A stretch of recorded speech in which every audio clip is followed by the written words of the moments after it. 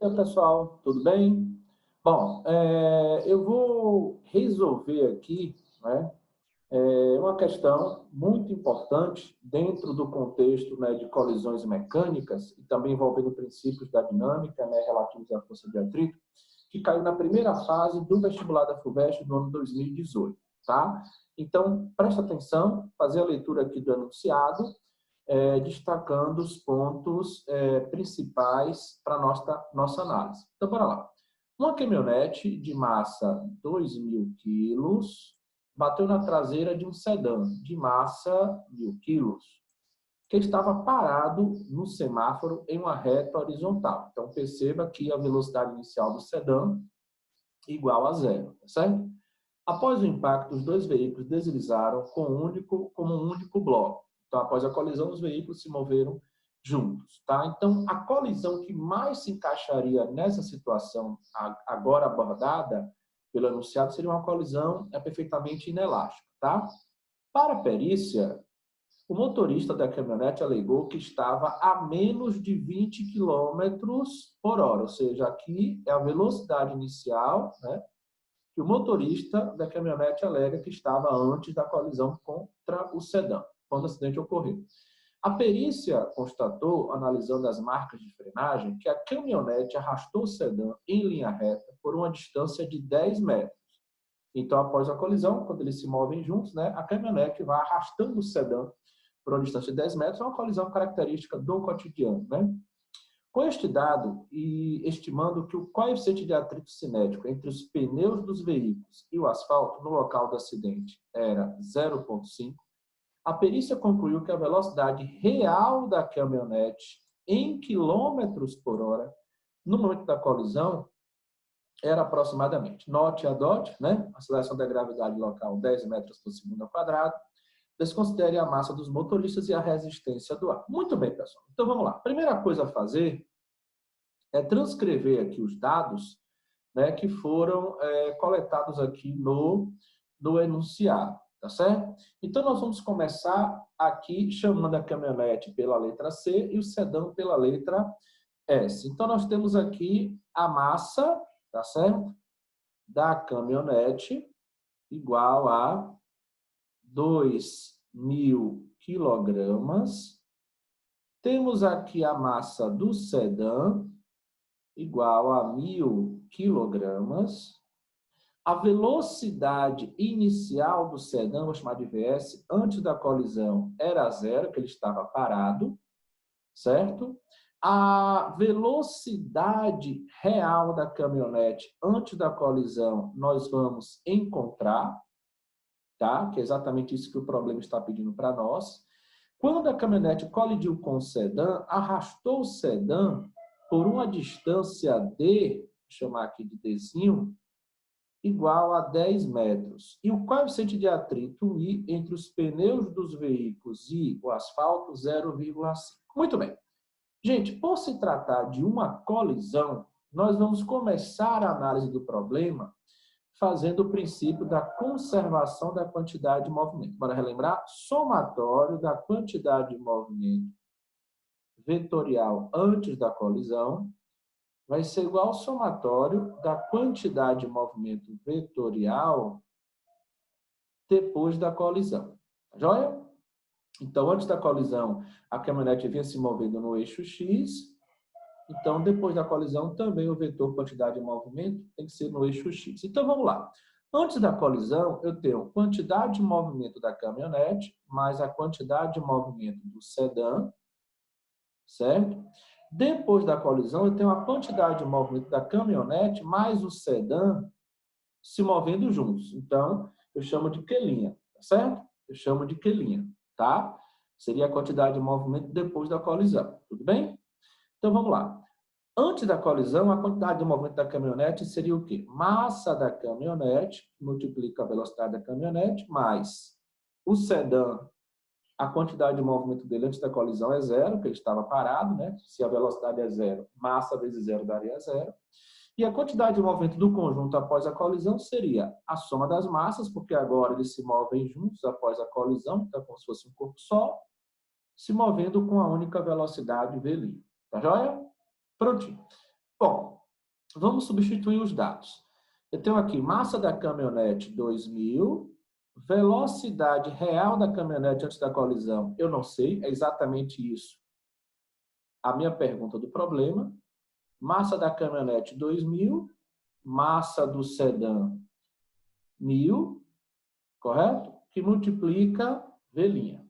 Então, pessoal, percebam que eu preciso encontrar a velocidade V', tá certo? Deixa eu dividir aqui. Eu preciso encontrar a velocidade V', que é a velocidade do conjunto depois da colisão, para conseguir responder o problema, tá? Muito bem, como é que eu vou encontrar essa velocidade V' do conjunto após a colisão? Olha os dados que foram citados aqui. Após a colisão, a caminhonete arrastou o sedã por 10 metros e o coeficiente de atrito é 0,5. Então, eu posso aplicar aí o teorema, né, digamos assim, da energia cinética, tá certo?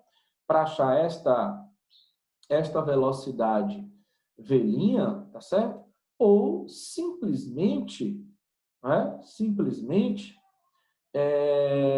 tentar aplicar, por exemplo, as equações da dinâmica para resolver esse problema. Como? Achando, por exemplo, a desaceleração, tá certo? Que esse sistema vai sofrer, tá certo? Exatamente por conta da colisão, tá? Exatamente por conta da colisão. Ou, se eu quiser, né, como eu falei agora há pouco, aplicar a equação do teorema da energia cinética, fazendo aí alusão ao trabalho realizado pela força de atrito. Aí eu vou supor, tá certo? Eu vou supor que o sistema vai parar. Então, vamos aplicar o teorema da energia cinética. Então, bora lá. Trabalho da força resultante vai ser massa sobre 2, que multiplica V final ao quadrado menos o V inicial ao quadrado. Presta atenção. O trabalho aqui foi da força de atrito, que foi a única força que atuou, né, para fazer com que o conjunto parasse após a caminhonete arrastar o sedã. A massa vai ser a massa do conjunto. Massa da caminhonete mais a massa do sedã sobre 2, né, que multiplica. A velocidade final é 0. Eu vou supor que eles vão parar depois de um certo tempo, né, devido à ação do atrito. E a velocidade inicial vai ser exatamente a velocidade que o conjunto teve logo que a caminhonete colidiu com o sedã e começou o processo de arrastar o sedã. Tá? Muito bem. Trabalho de FAT vai ser o quê? Menos, porque é um trabalho resistente, né? FAT vezes distância. Eu vou repetir isso aqui. Massa da caminhonete, massa do sedã sobre 2, tá?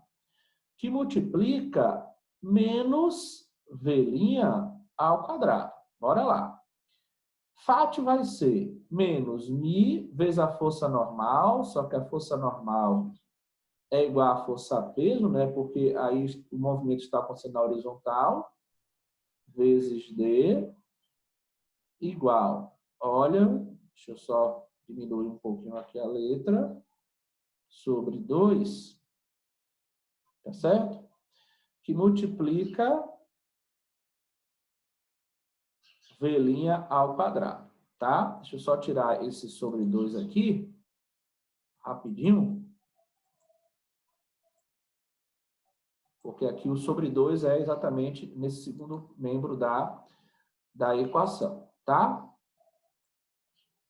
Bom, então vamos lá, presta atenção. Vamos lá, vamos continuar aqui, tá bem? Vamos continuar. Então aqui eu vou cortar, ó, MC mais MS, MC mais MS. Muito bem, aí aqui eu tenho menos μ, que é 0,5, vezes D, que é 10, é igual a menos V' ao quadrado sobre 2. Menos com menos dá mais, faço a multiplicação. Logo, V', repare, 0,5 vezes 10 dá 5 vezes 2, 10. Então, V', raiz de 10, que vai dar aproximadamente 3,16 metros por segundo. Tá certo? metros por segundo, unidade do sistema internacional. Aí eu venho para cá. Vamos lá. 2.000 VC vai ser 3.000 que multiplica 3,16. Certo? Porque seria o valor aproximado de velinha em metros por segundo. Então, fazendo essa continha aqui rapidamente, 3.000 vezes 3,16 vai dar 9.480, tá? Então, aqui a gente vem, ó, 2.000 VC vai dar 9.480. Logo, VC será 4, repare, 74 metros por segundo. Multiplicando isso por 3,6, porque ele quer a resposta em quilômetros por hora, tá certo? Você tem o seguinte, logo, VC, deixa eu só multiplicar aqui, VC será de 17 quilômetros por hora.